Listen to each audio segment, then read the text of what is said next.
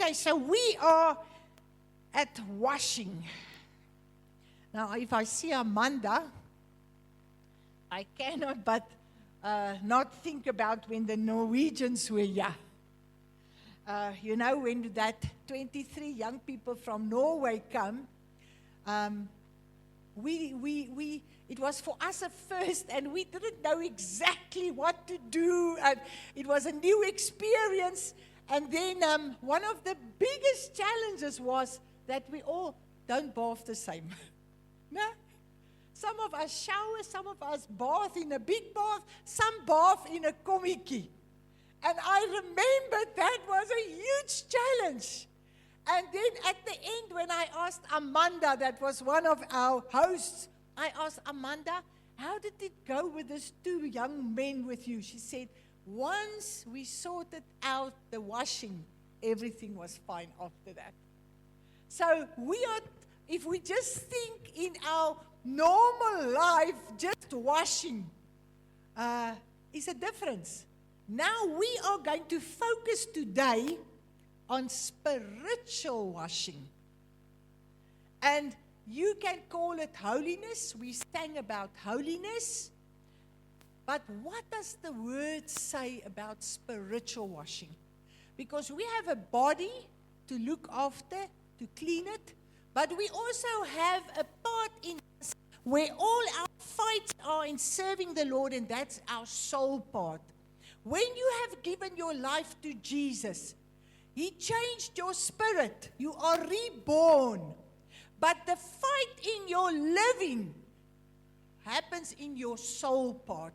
Your will, your intellect, your emotion. And we are going to look at that today.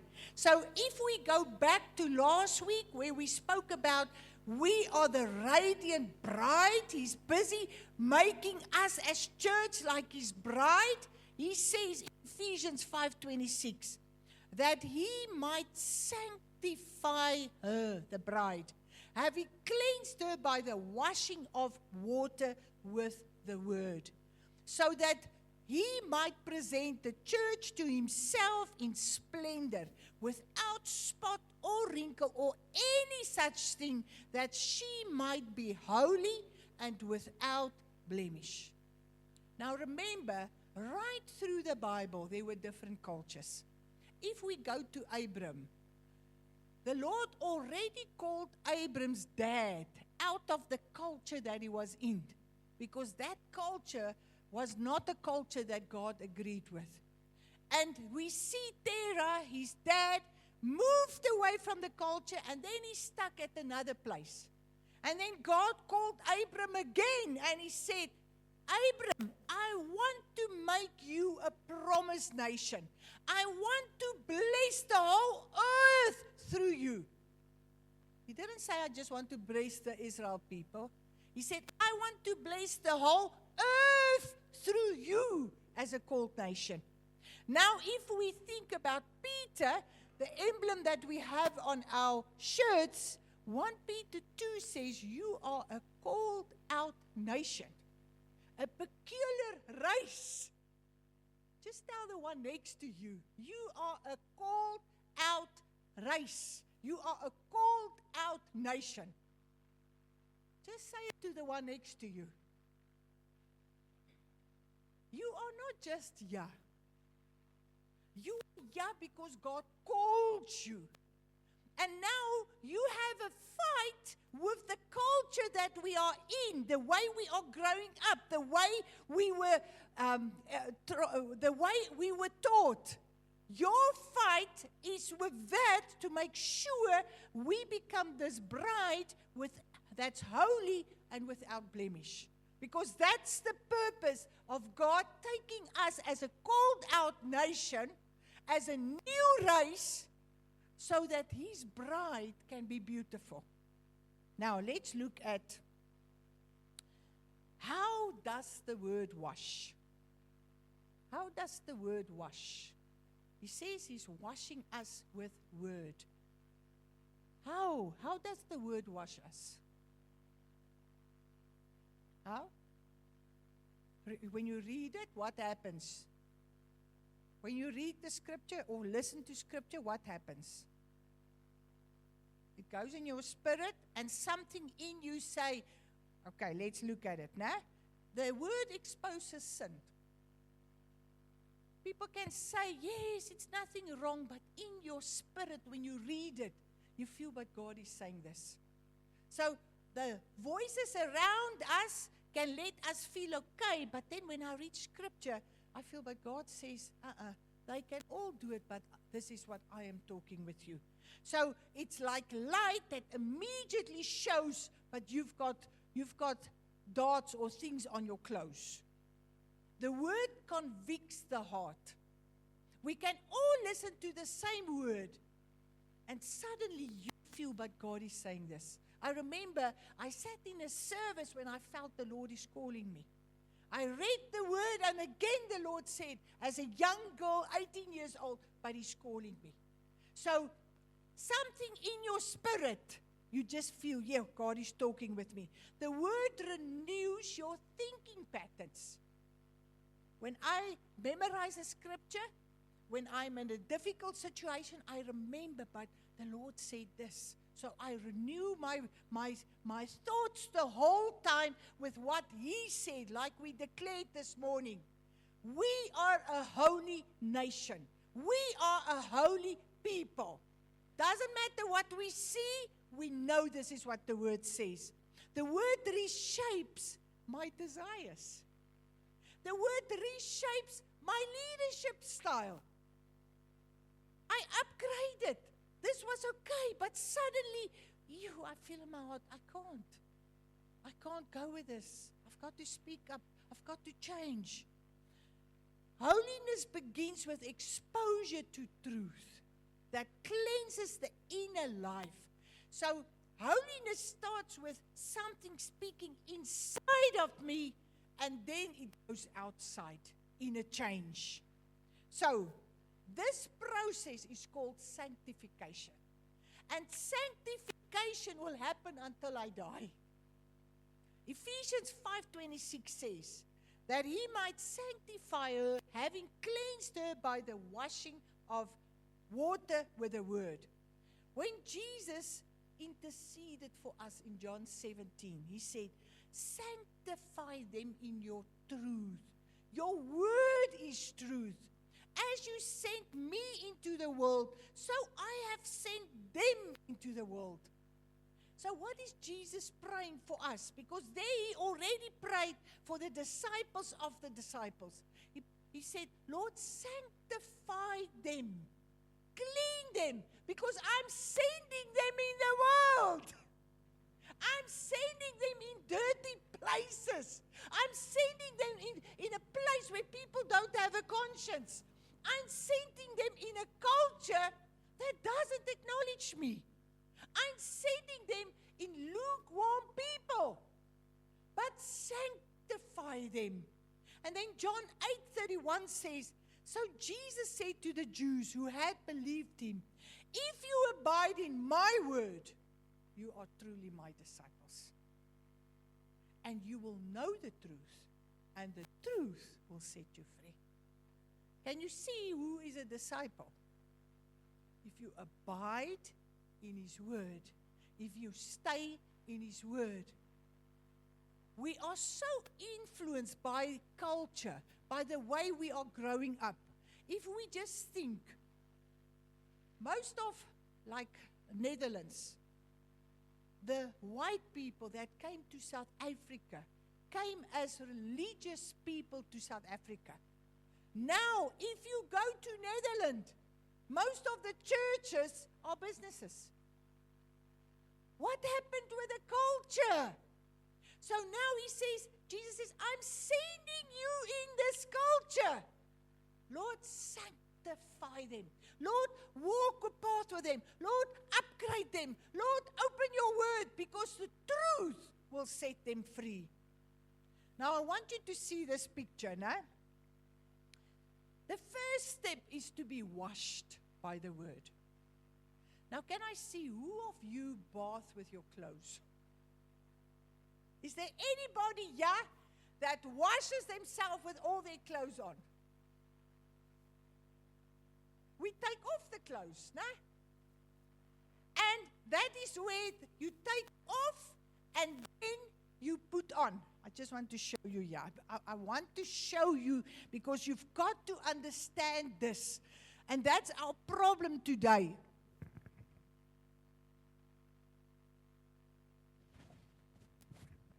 That is take off. Put on does not mean I put the same jacket on.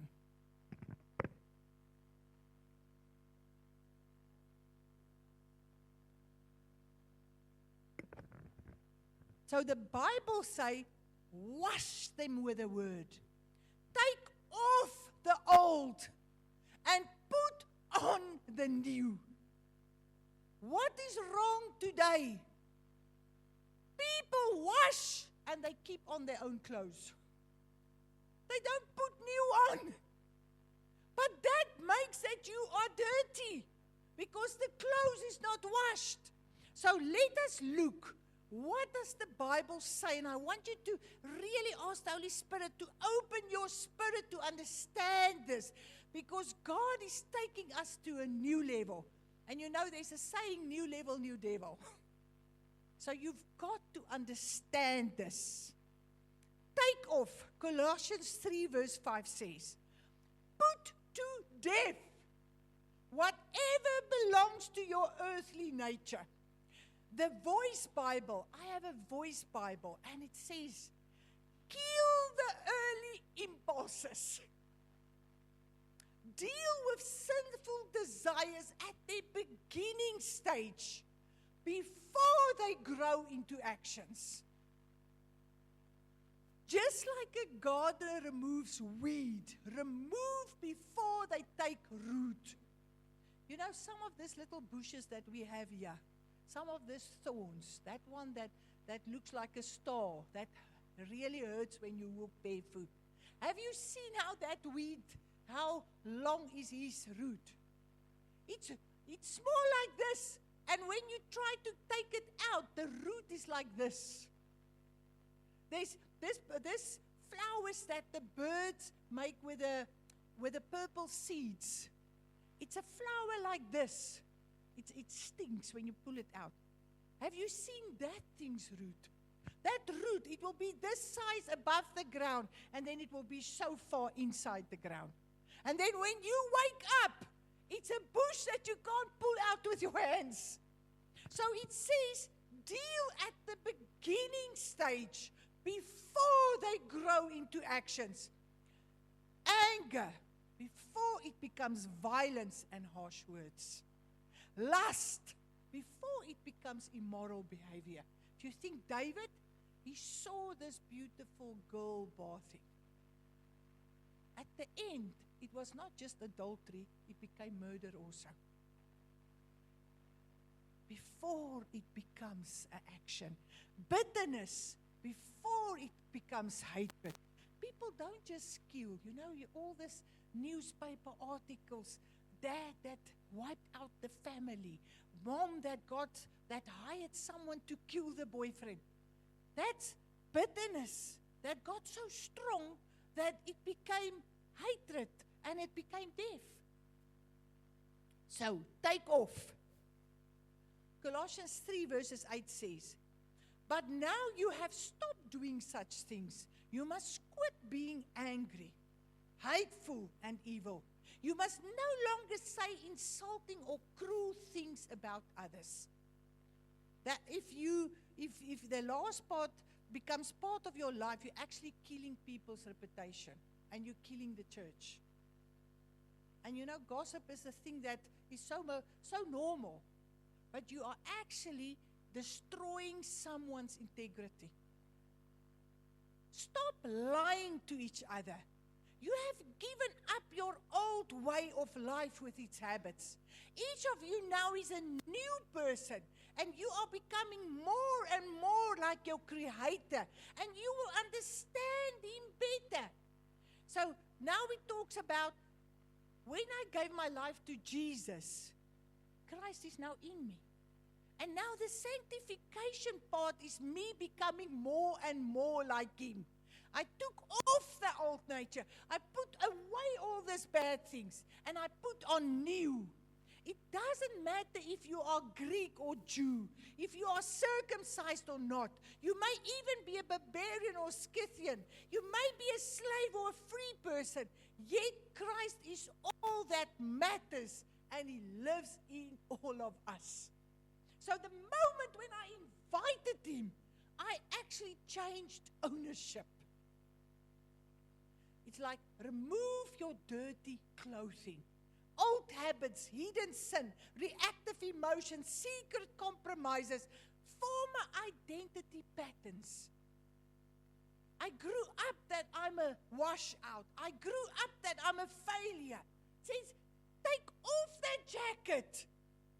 What does God say about you?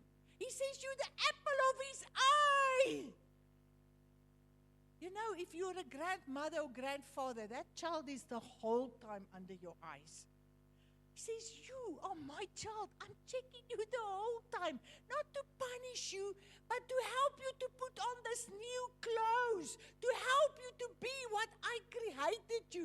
To help you to discover and develop all the gifts that I have put in you. This is a nice example. In Afrikaans, I don't know how they say it in English, but in Afrikaans they say you cannot stop a crow from flying over your head, but you can prevent it from making nest in your head. Sometimes we feel guilty because the crow went over our head. But stop that impulse before it grows. It happened.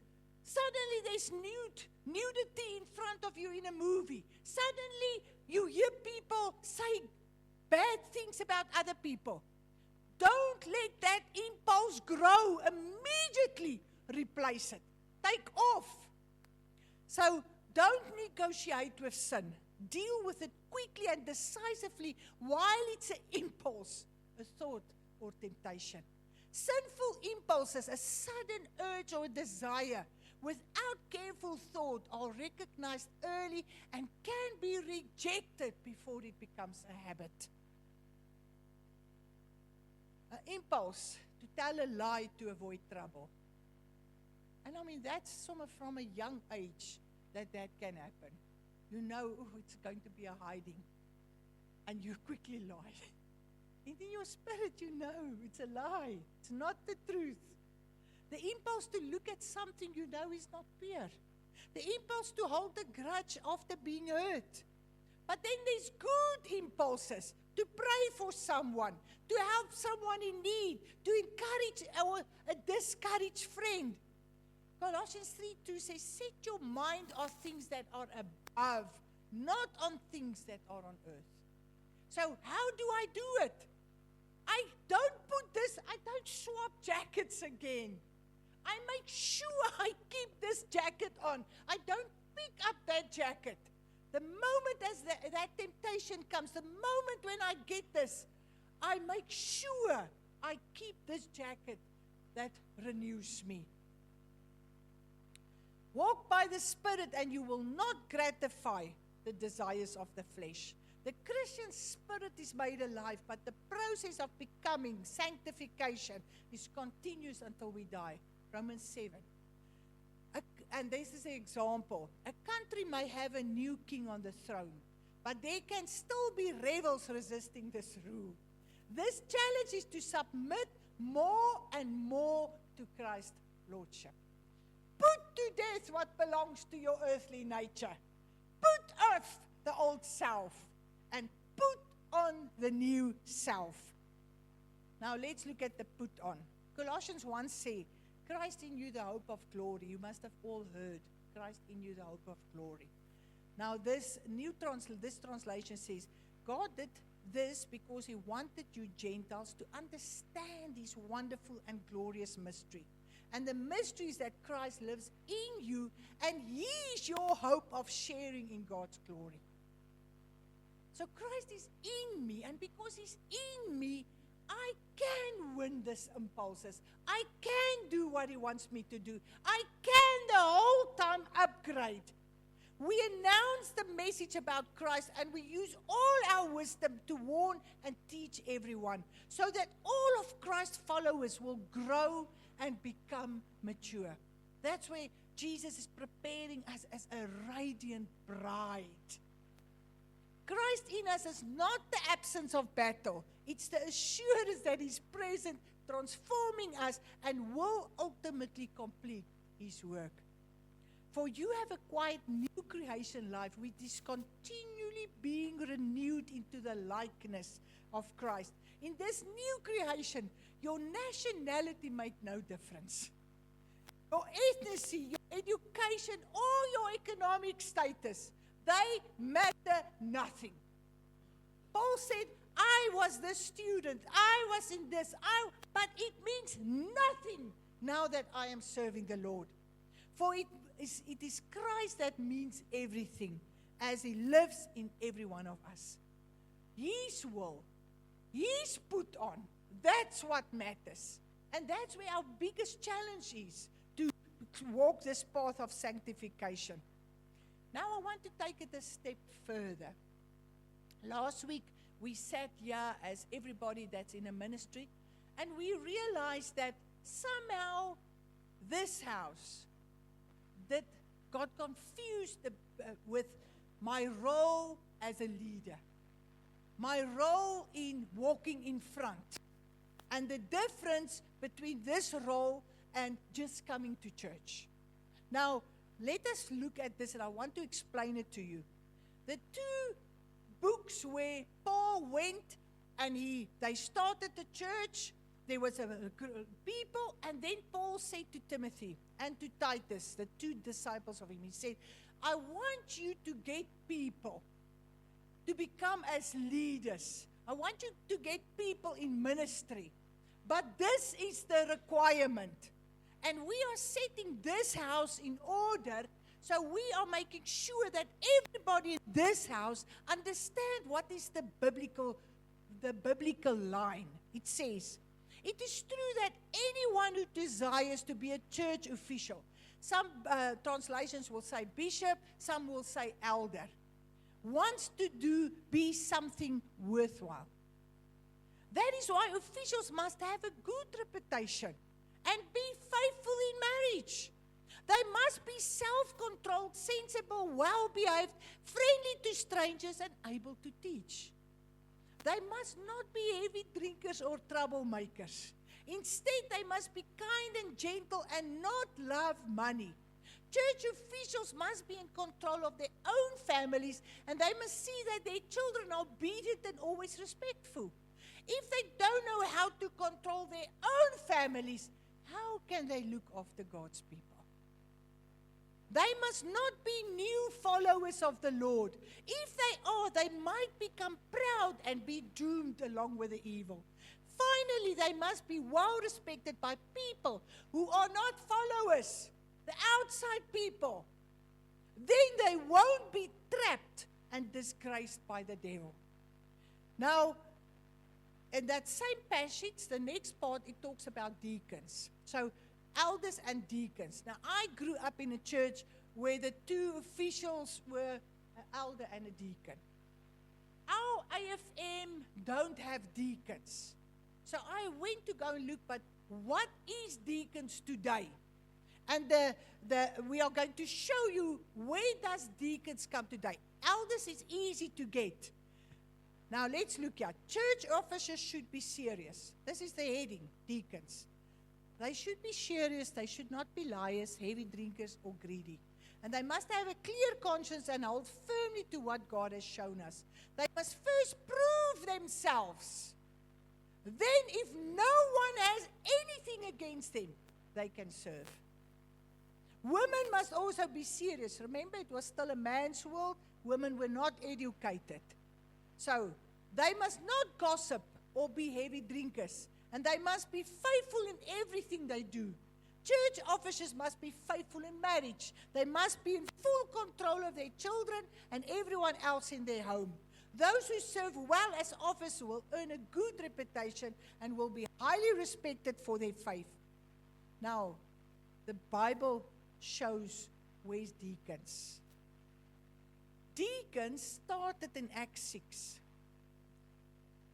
There was a fight in the church. Remember, in every family there's fights. The church is not full of angels, it's full of people. So there's a fight in the Acts church. Who knows about what was that fight? Who knows? The fight was about the Greek and the Hebrew widows. The one group felt the other group are mistreating them. And then the apostles came and they said, let us choose 7 men who are known to be full of the Spirit and wisdom. What did these 7 people do? Who knows?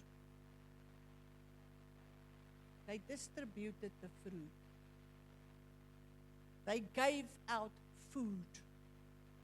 So it means they started by serving and looking and protecting the household. The apostles said, we must have time in the word and in prayer. Get the 7 people to run the church practical, caring for the practical needs of the household. So pastor and elders focus on spiritual oversight, teaching, leadership, and shepherding. Deacons focus on service and practical ministry, though they should be spiritually mature. Practical in this house, who do you think are the deacons? That means the person standing at the door. That means those on the singing, those that are doing Sunday school. Every ministry that in this house are needed. Practical, the people that serve are the deacons according to the Bible.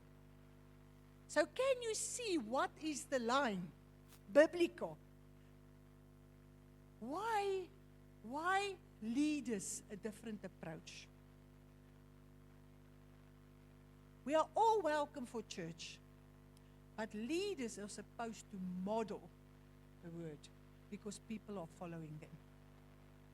And that's why a lot of damage come in a church if a leader is not up to standard. If you discuss difficult things and a leader go and tell people, and that people don't know where it comes from, what does it do in the church? If you have to make decisions, like this was 2 races splitting the church, it's a sensitive matter. You have to decide, how are we doing? You don't just immediately have answers. You sit together and you talk together until you get something. But if a leader is immature and they go and tell something wrong, it breaks the church. It splits the church.